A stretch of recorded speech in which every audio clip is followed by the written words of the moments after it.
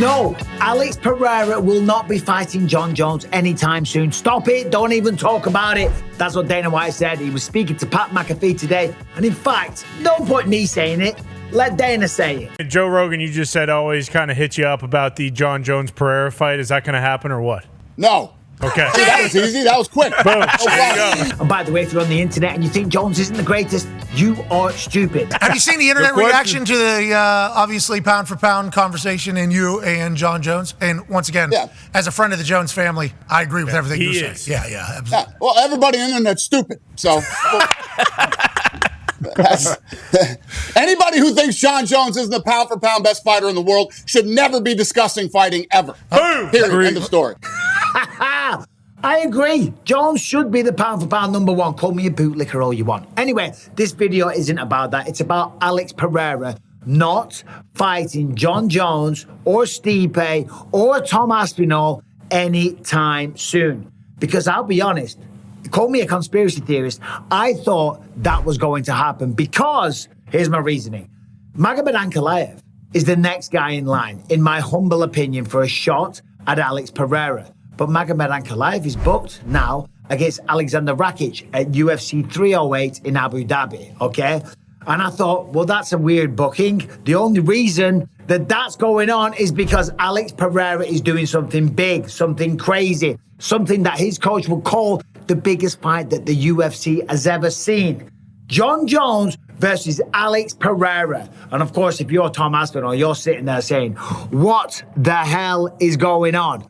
But as we saw, Dana White shut that down. No, he will not be fighting Jon Jones, Tom Aspinall, or anyone else in the heavyweight division for quite some time. Not right now. And that makes sense. Alex Pereira is on top of the world. He's knocking out everybody left, right, and center. Head kick, left hook, whatever it is, Alex Pereira is going to put you to sleep. Although, I am a little curious as to why he wasn't fighting Magomed Ankalaev. I did think that was the logical next matchup. But one now, knowing this, has to assume that, well, Pereira just wants a bit of a break. He fought 2 times back-to-back pretty quickly, UFC 300 and UFC 303. So, got to bask in the glory of being the champ, all of that money that he's earned, travel a little bit, rest a little bit, continue to train and improve on his grappling skills, and come back and fight the winner, no doubt, of Magomed Ankalaev versus Alexander Rakic. Now, regarding him going up and fighting Jon Jones or Tom Aspinall or that whole situation that I'm not going to get into, you've heard me rant about this many, many times.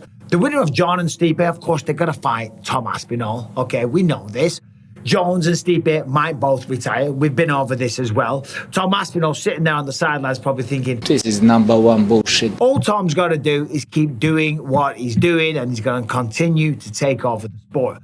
Anyway, so that's that. Alex Pereira will not be fighting Jon Jones, Tom Aspinall, or anyone in the heavyweight division for quite some time. And that makes all the sense in the world. I'll tell you what doesn't make sense.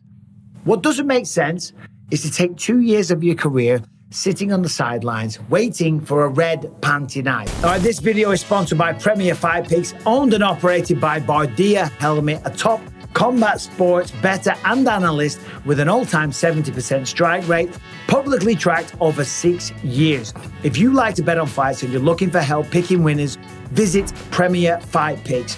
With Duplessis versus Adesanya coming up on a stacked card this weekend and 6 more events scheduled in the next 2 months, now is the perfect time to sign up. Bardia is offering weekly, monthly, and yearly subscriptions to get you in on the best MMA bets, quick picks, and analysis. There are currently 3 bets posted for UFC 305, including a parlay and a prop with a play on the highly anticipated main event. Sign up now to view this content and more. And lastly, follow Bardia on Instagram at Premier Fight Picks and on X at PFP Handicapping for access to free bets, analysis, and fight breakdowns. Sitting on the sidelines, waiting for a red panty night. Of course, I'm talking about Conor McGregor versus Michael Chandler, and I'm not talking shit about Michael Chandler. That was just a nice little segue. I've got a tremendous amount of respect for Michael Chandler. He is one of the most exciting fighters in the sport. Win or lose, all of his fights have been incredible. Dustin Poirier, that was a sick war. Tony Ferguson, front kick to the face after getting dropped. Justin Gaethje, fight of the year, performance of the night, and of course, he lost his title fight against Charles Oliveira. He's had nothing but big fights since he came to the UFC, And as we know, he said he's here for a good time, not a long time. I told the UFC, I said, listen, I'm not here for a long time. I'm here for a good time. Well, sadly, he's here for a bit longer. He's here for 2 years longer than what he thought, because we know the whole situation. They were supposed to fight after the Ultimate Fighter, and then it got delayed. And then, of course, they were going to fight at International Fight Week. And then Conor McGregor busted his toe up and all the rest of it. My foot was up a balloon. But they were going to hopefully fight at the end of the year. But Dana White was speaking to the press after the Dana White Contender Series Tuesday night, last night. And he said, no, ultimately, the fight will not be happening anytime this year. He's spoken to Conor McGregor. He will be returning to the UFC, but it won't be this year.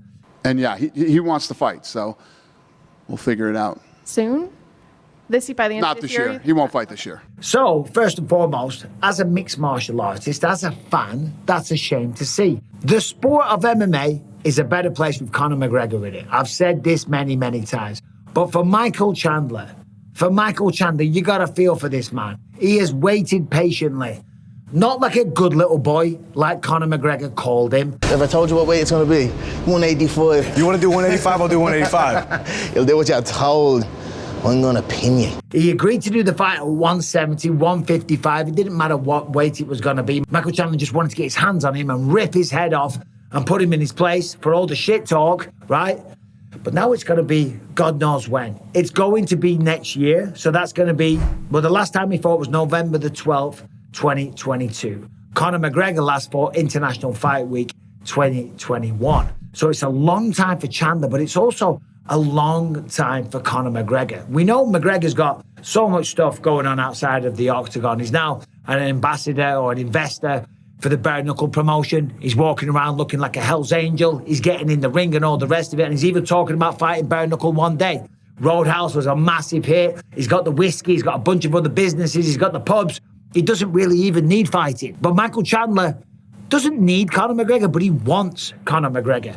And he kind of needs Conor McGregor right now to make up for the inactivity.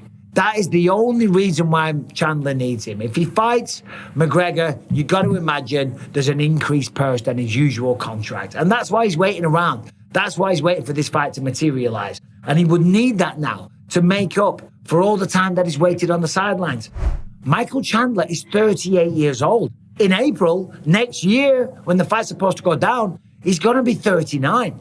We know about the 35-year curse.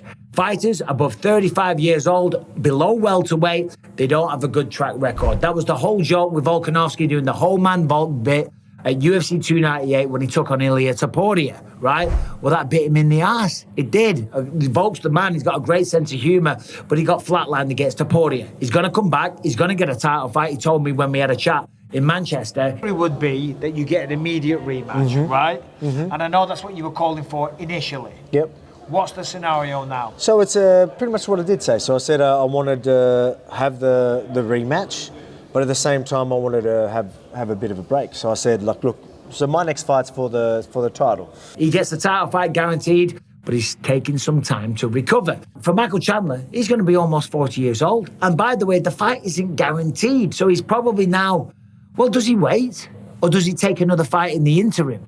I mean, if we say next year, we're in August right now.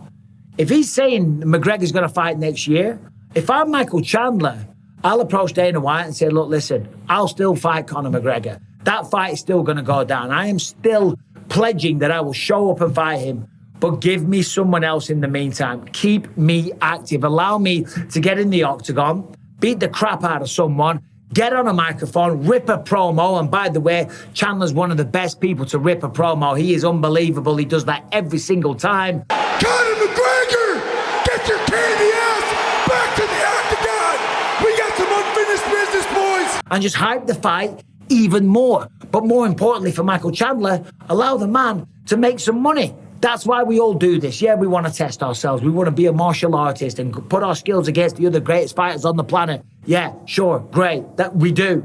We also want to make shitloads of money. And that's what these guys are doing. And that's what you can do at the absolute top levels in the UFC. But Chandler right now, I'm sure he's got great sponsors. I'm sure he's got other things going on outside of the octagon. But the biggest breadwinner by far is fighting in the UFC. So anyway, what do you think about this whole situation? Should Michael Chandler ask for another fight whilst waiting for Conor McGregor next year? What do you think about Alex Pereira not going up to heavyweight anytime soon? I think that makes all the sense of the world.